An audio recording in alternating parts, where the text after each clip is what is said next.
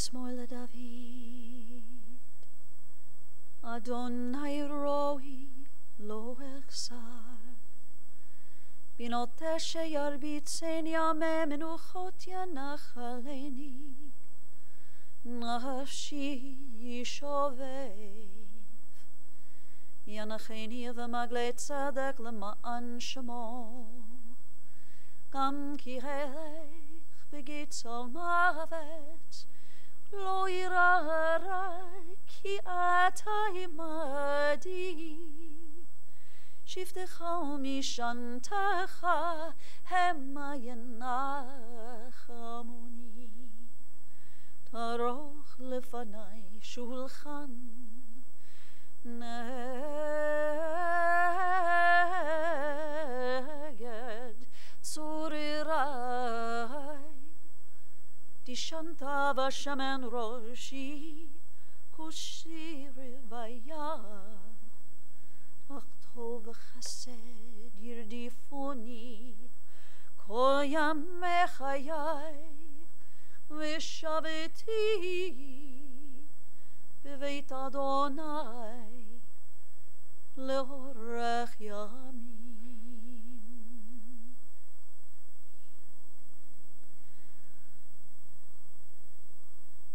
We come together on this sad day, seeking strength and comfort.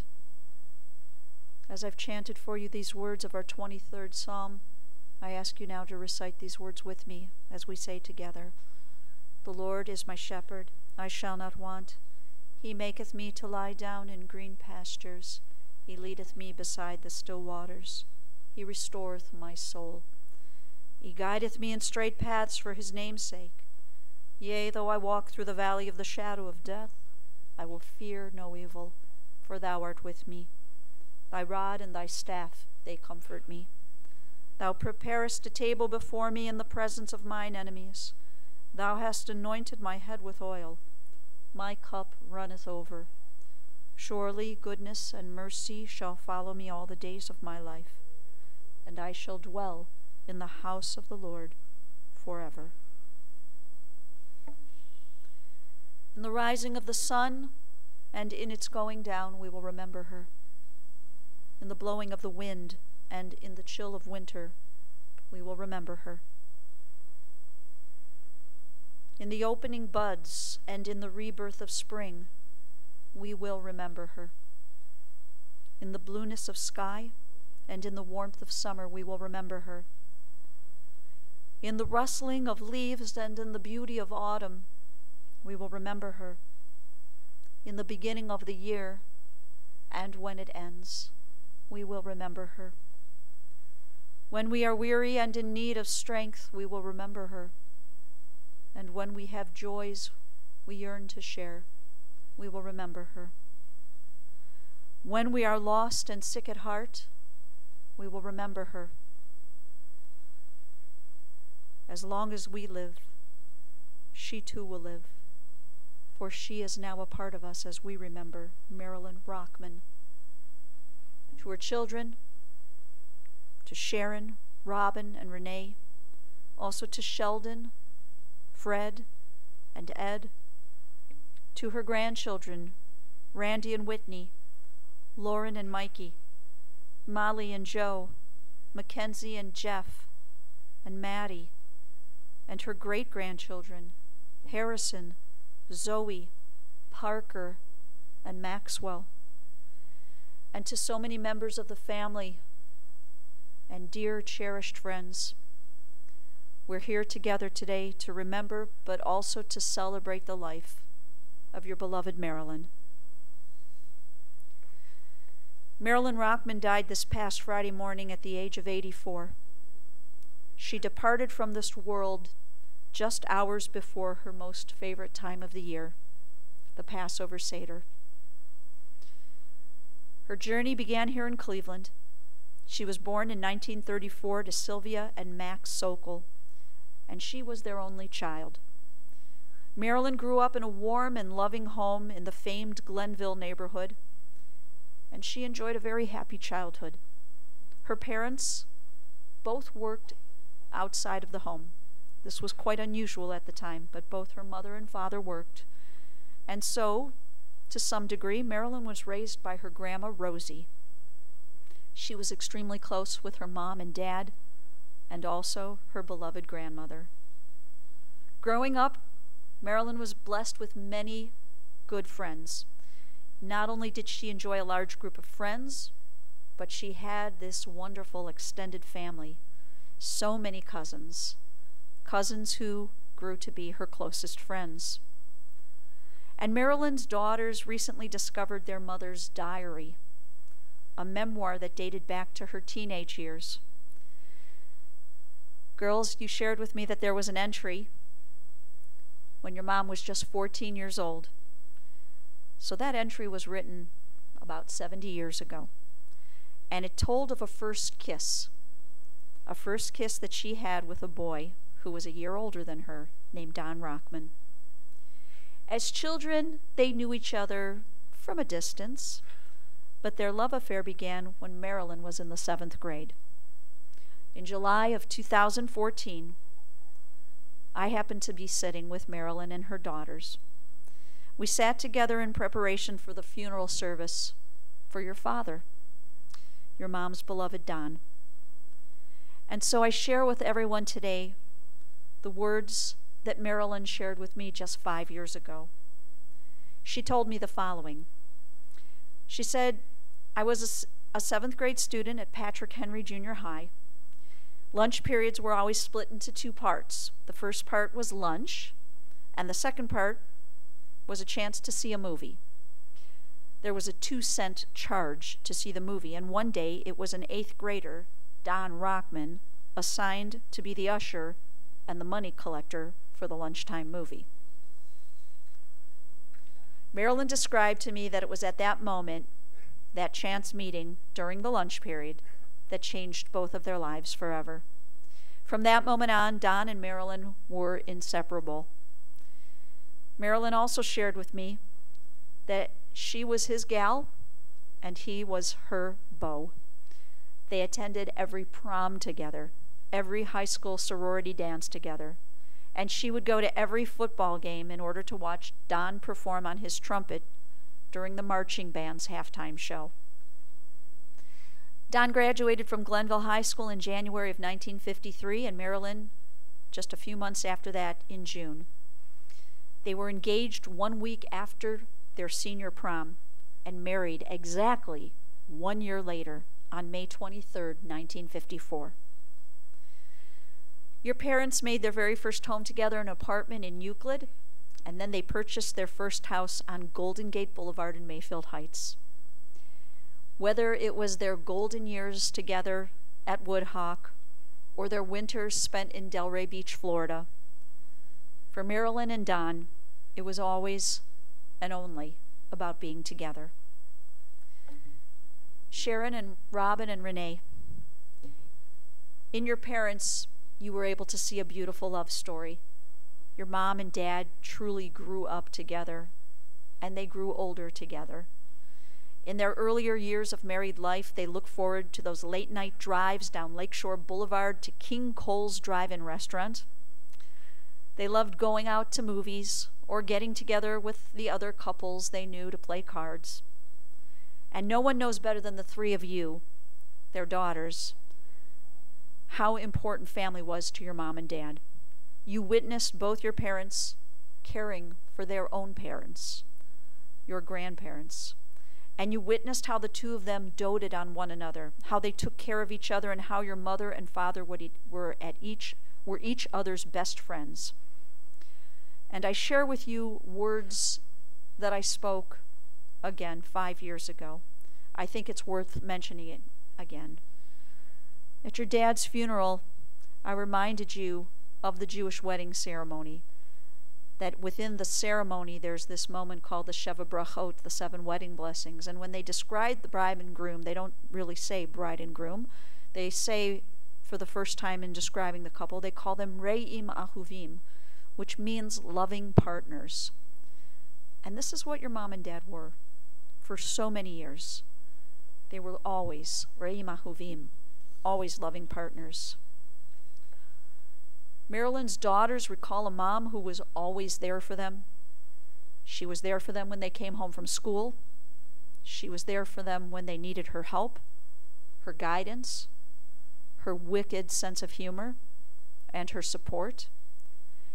And I'm told that when her daughters were in their late teens, maybe early 20s, your mom decided she needed a change. She was bored, so she went to work at a bank, Horizon Bank on Mayfield Road. The odd thing about this is that she never told your father about this job. I'm not sure how long it went on. Every so often, new clothes would come into the house, kind of business-looking clothes. He didn't know, and she didn't tell him. But she did tell him eventually. And she was also promoted to head teller and was transferred to the bank at Cedar Center. Her daughters also saw a mom who, in their words, was a shopaholic. She loved her clothes, beautiful clothes, and she really enjoyed looking just so. With her daughters and sons-in-law all living in different places, Marilyn did her best to be there, not just for you, but also with you. Sharon and Sheldon living in Florida, Renee and Ed in Maryland and also then in Florida, and Robin and Fred in Tiffin, Ohio. Tiffin just under a 2-hour drive from Cleveland. Marilyn and Don made the trip often. And when Marilyn was living in Florida, she'd spent the summers in Tiffin. Marilyn and her son-in-law Fred had, well, you had your shtick. Fred, she would do anything for you. I'm not going to go into it, but you can tell some people what she did for you. Whether she was making you laugh out loud by hanging her bras on the clothesline, or offering, or maybe even threatening, to mow your lawn, she'd do anything you needed. Wherever any of you were living, your mom, and also for her grandchildren, your grandmother, always did her best to be present, to be there. And her daughters, the three of you, you knew a mom who was strong and smart, and also you saw a mom who gave back to her community. Her Wednesdays were dedicated to the residents at R.H. Myers, the assisted living home where Marilyn's mother, your grandmother, lived until the time of her passing. Every Wednesday, your mom would assist in serving lunch to the residents. She really connected with them. And working there, volunteering there, meant the world to her. Her son-in-law, Ed, mentioned to me how much his mother-in-law loved her volunteer work and her job. Ed, you said that she really made the commitment and stuck to it. It was important to her. And you, her daughters, you knew a mom who was accepting. She may not have always agreed with you, but she accepted whatever came her way. Her roll with the punches attitude really served her well. And your mom's mantra, it is what it is.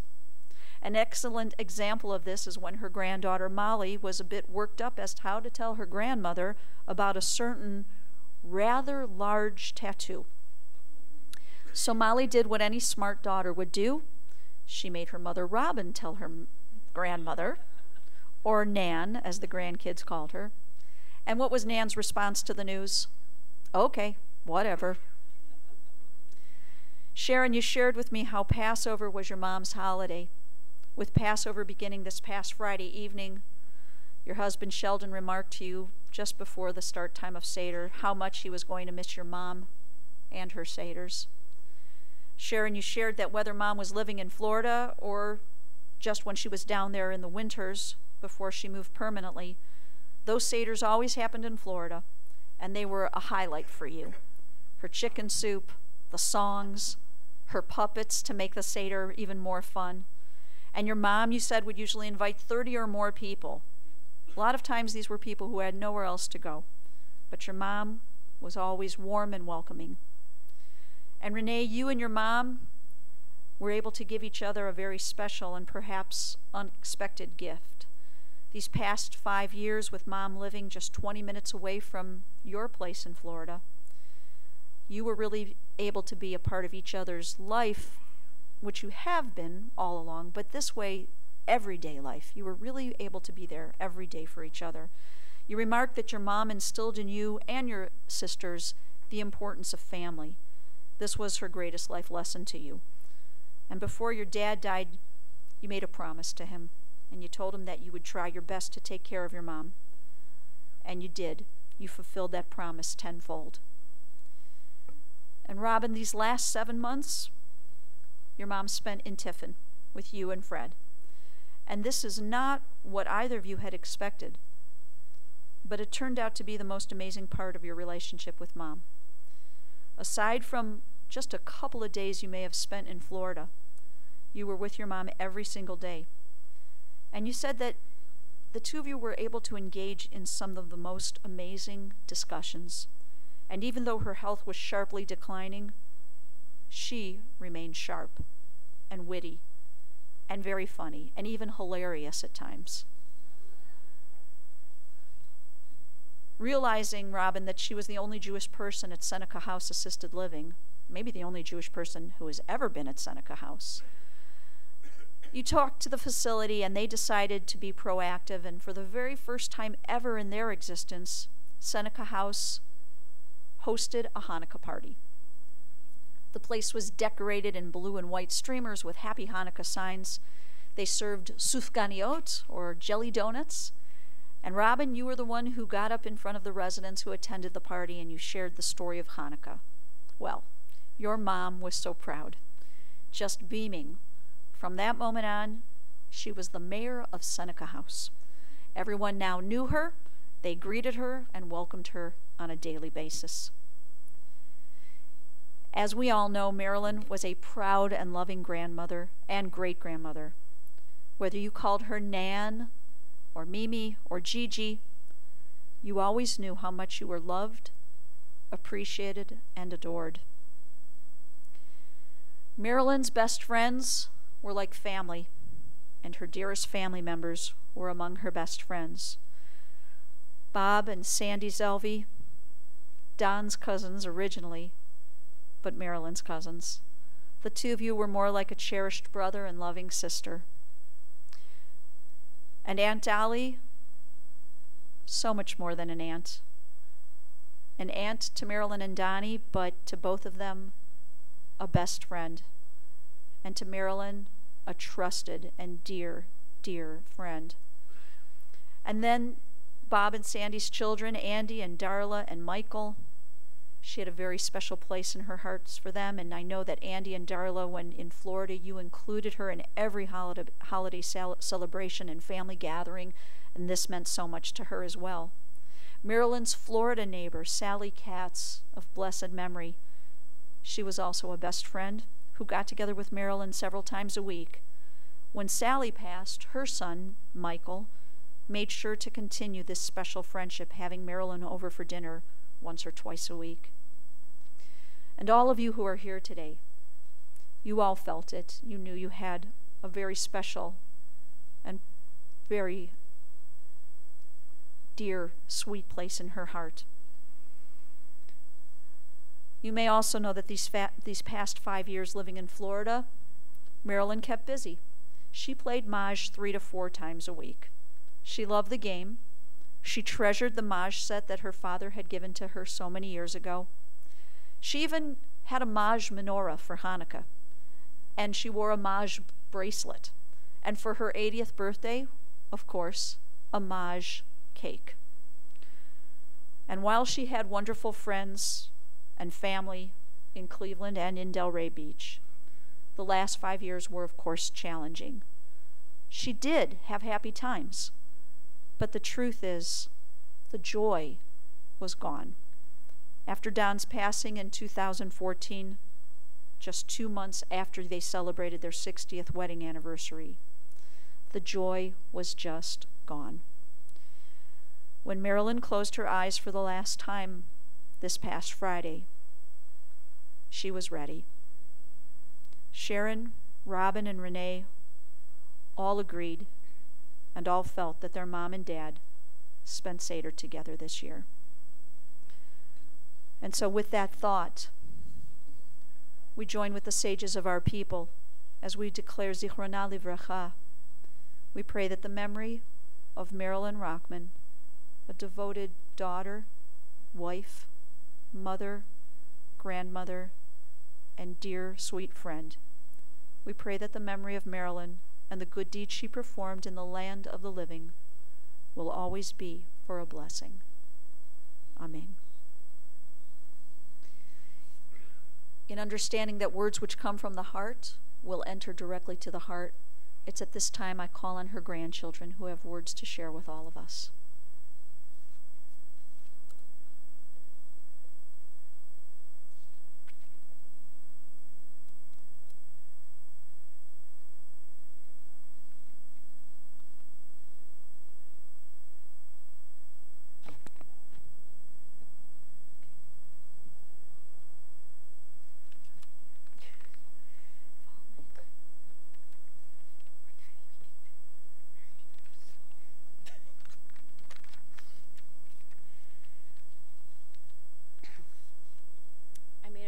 Yesterday that I would make this short and sweet, so I'm going to try.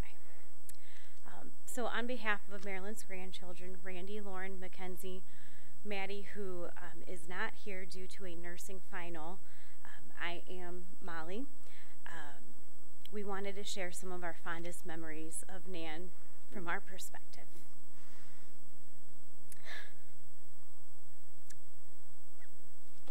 Who's running? It's me this time. Yeah, you did. Nan always made sure that we were very well fed with our favorite foods, no matter where we were. And when we say well fed, we mean very well fed.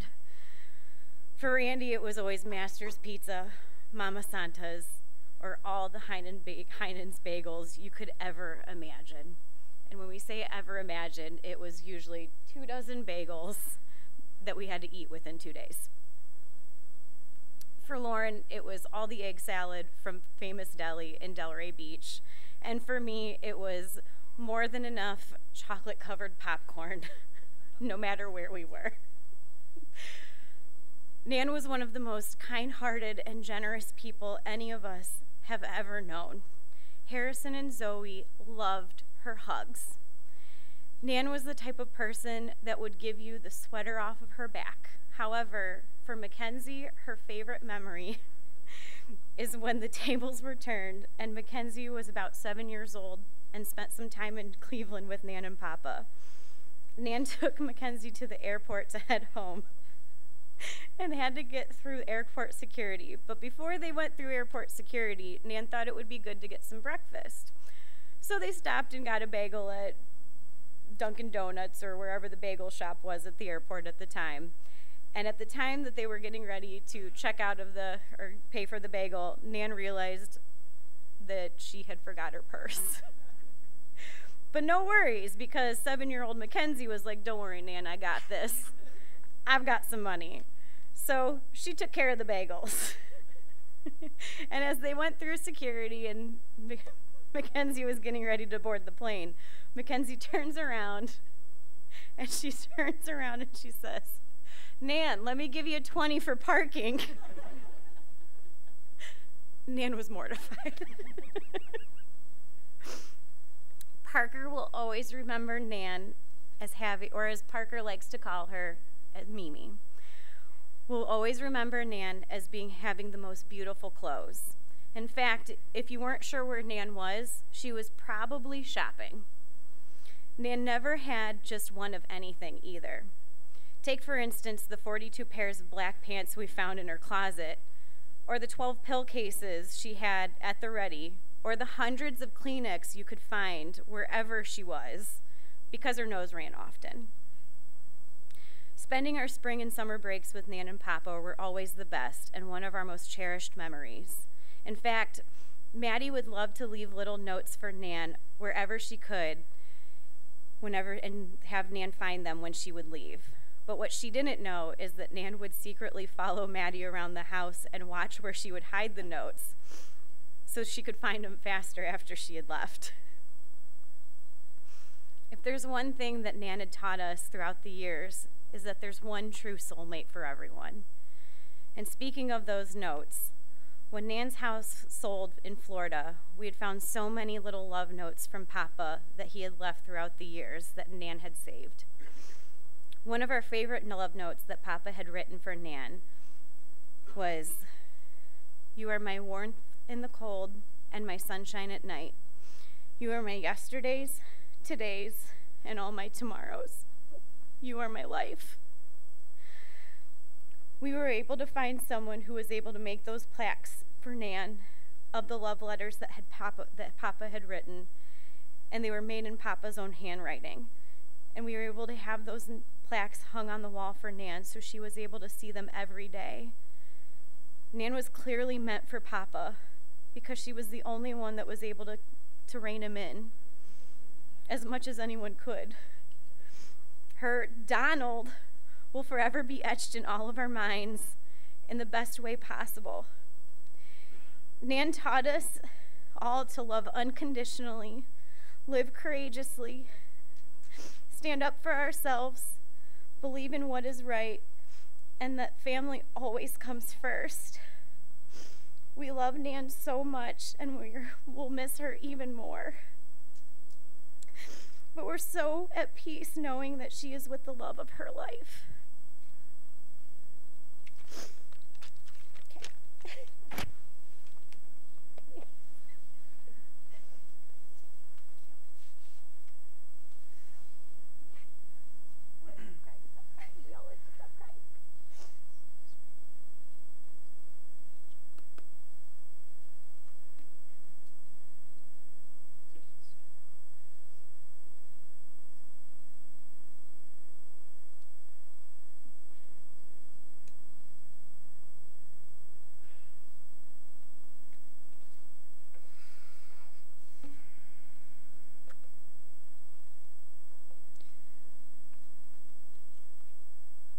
When I come to the end of the road and the sun has set for me, I want no rights in a gloom-filled room. Why cry for a soul set free? Miss me a little, but not too long, and not with your head bowed low. Remember the love that we once shared. Miss me, but let me go. For this is a journey we all must take, and each must go alone. It's all a part of the Master's plan, a step on the road to home. When you are lonely and sick at heart, go to the friends we knew, and bury your sorrows in doing good deeds. Miss me, but let me go. Friends, I want to share with you that the family will receive visitors immediately following the interment at Mount Olive Cemetery. Visitation will be at the residence of Molly and Joe Bauer at 2427 Eaton Road in University Heights, today until 8 p.m., and also tomorrow and Wednesday from 2 until 4 p.m. and also from 7 until 9 p.m. Again, it's Eaton Road in University Heights, and if you have trouble seeing the address, I'm told the front door is a bright red door. Anyone wishing to make a donation in memory of Marilyn, the family has asked that you might consider either Heartland Hospice, located in Fremont, Ohio, or the Seneca House in Tiffin, Ohio. As you're able, I invite you to rise now for the memorial prayer, El Malei Rachamim.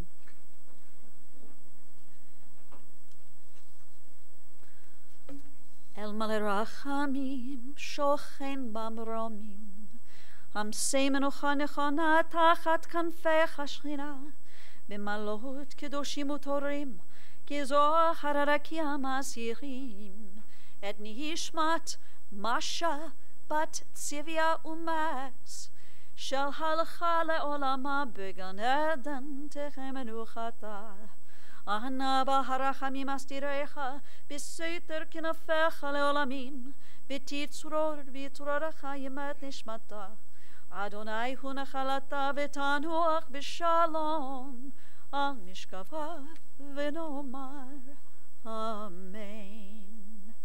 O merciful God, who dwells on high, who is full of compassion, grant perfect rest beneath the shelter of your divine presence among the holy and pure, who shine as the brightness of the firmament. To our dear departed Marilyn Rockman, who has gone now to her eternal home, may her soul be bound up in the bonds of eternal life. Grant that her memory ever inspire us to noble and consecrated living, and to this we say, Amen. On behalf of the entire family, we thank you for your love and support on this very sad but important day.